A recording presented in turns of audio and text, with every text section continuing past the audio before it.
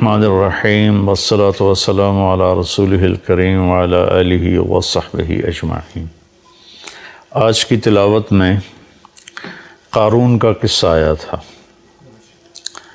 قارون موسیٰ علیہ السلام کی قوم سے تھا۔ میں اس کی بات اس لیے سنانا چاہتا ہوں کہ اب مغفرت کے 10 دن چل رہے ہیں۔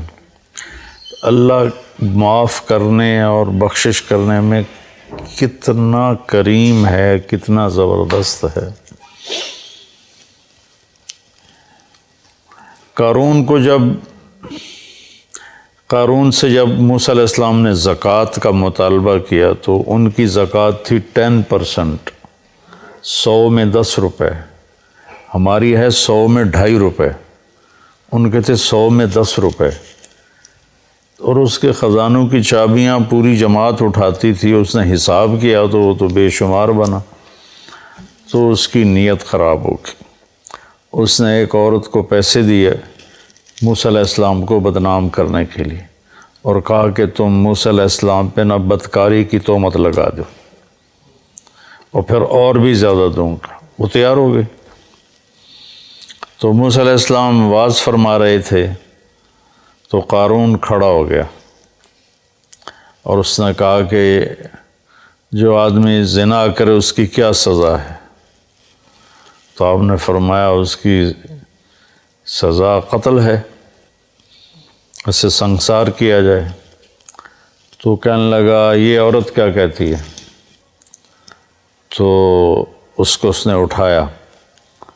اس نے جب موسیٰ علیہ السلام کے چہرے پہ نظر پڑی تو اس پہ ہیبت چھا گئی۔ تو انہوں نے فرمایا کیا کہتی ہو؟ کہا کچھ نہیں جی، اس نے مجھے پیسے دیے ہیں کہ میں آپ پہ برائی کا الزام لگاؤں۔ تو موسیٰ علیہ السلام سجدے میں گر گئے۔ تو اللہ نے فرمایا کہ جو کہے گا زمین کو تیرا حکم مانے گی۔ تو انہوں نے زمین سے کہا کہ خودی ہے، پکڑ لو اسے۔ تو اس کے پاؤں زمین میں دھنس گئے، زمین نے پکڑ لیے۔ تو قارون کو اندازہ ہو گیا میرے ساتھ کیا ہونے والا ہے۔ تو انہوں نے کہا موسیٰ مجھے معاف کر دو، غلطی ہو گئی، آئندہ نہیں کروں گا۔ موسیٰ علیہ السلام نے فرمایا اور پکڑو۔ وہ تھوڑا اور اندر چلا گیا۔ اب ایک طرف وہ مسلسل منت کر رہا تھا معافی دے دے، آئندہ نہیں کروں گا، دوسری طرف موسیٰ علیہ السلام کہتے زمین کو اور پکڑو اور پکڑو اور پکڑو۔ تو وہ یہاں تک آیا، یہاں تک آیا تو بھی منتیں کرتا رہا، یہاں تک کہ زمین اس کو نگل گئی۔ تو یہ دنیا میں واحد ایسا مجرم ہے کہ اس جیسا جرم دنیا میں کسی نے نہیں کیا کہ نبی پر بدکاری کی تہمت لگا دی۔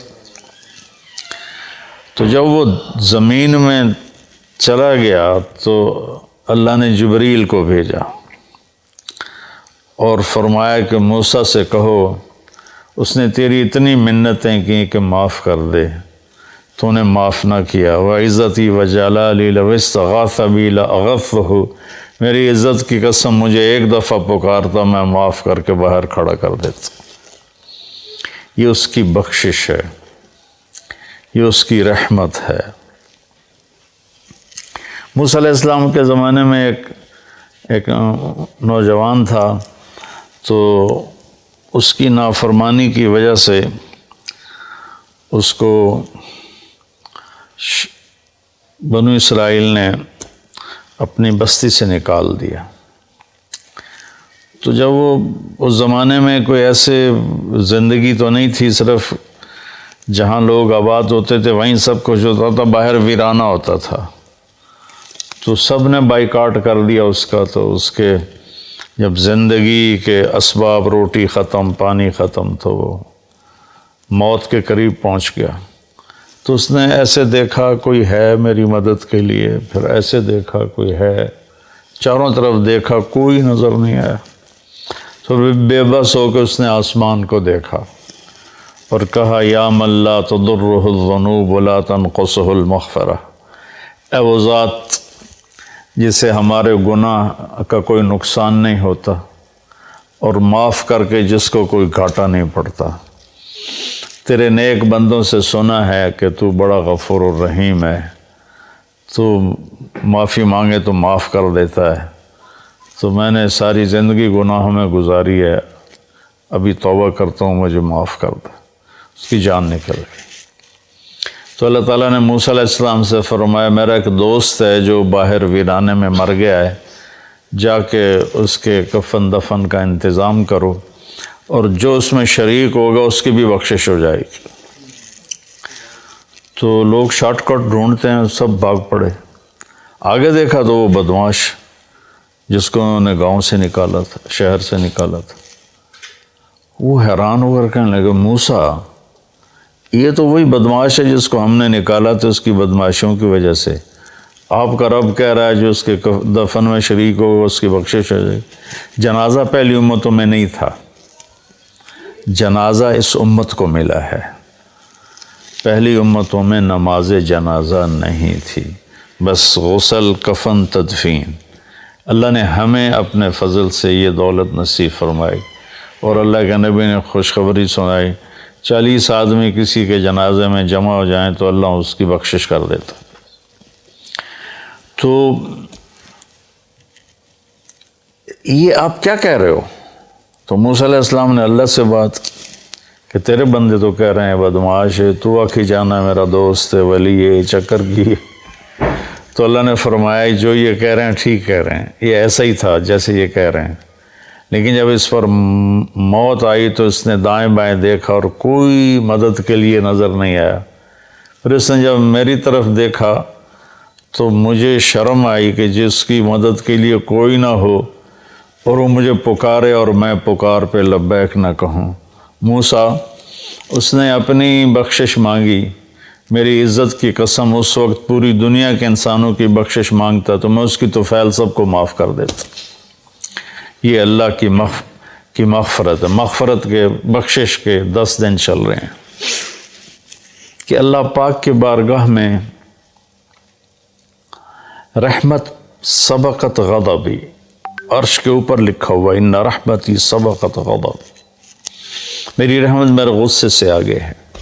قرآن کی ایک آیت ہے نبئ عبادی انی انا الغفور الرحیم وان عذابی هو العذاب العلیم، میرے بندوں کو بتاؤ کہ میں بہت غفور الرحیم ہوں اور میرا عذاب بہت دردناک عذاب ہے۔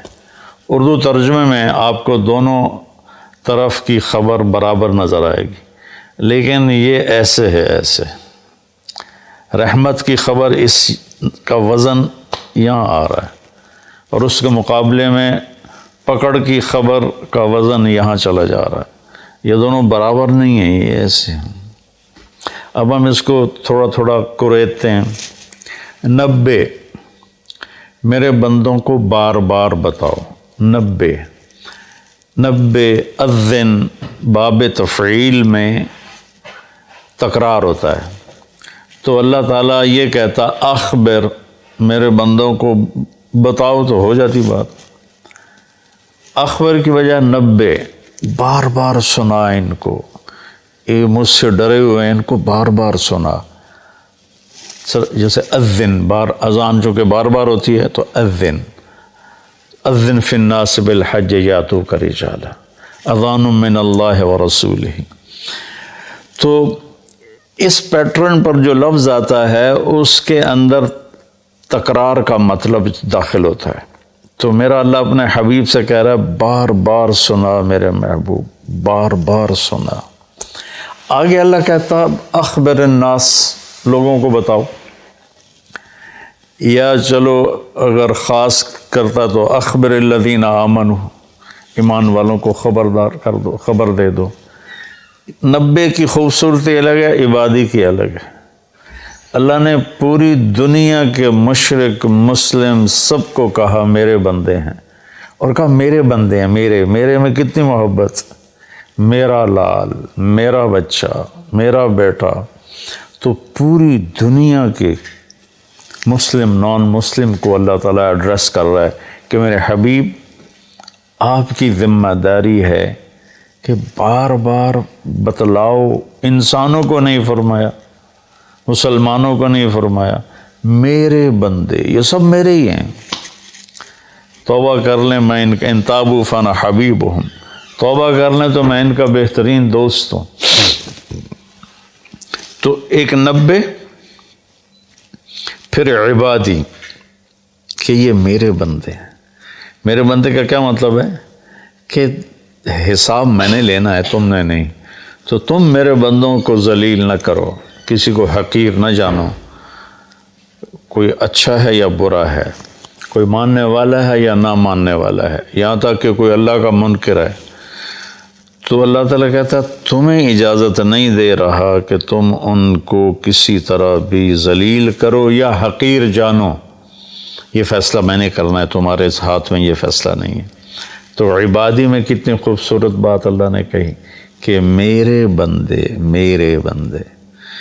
ماں کے لہجے میں کہتے ہیں نا صدقے، میں تو والی نہیں پہ آمدہ، تو میرے بندے ایک 90، ایک میرے بندے، پھر انی، میں بذات خود، انا یقیناً میں ہی کیا ہوں، غفور ہوں، رحیم ہوں۔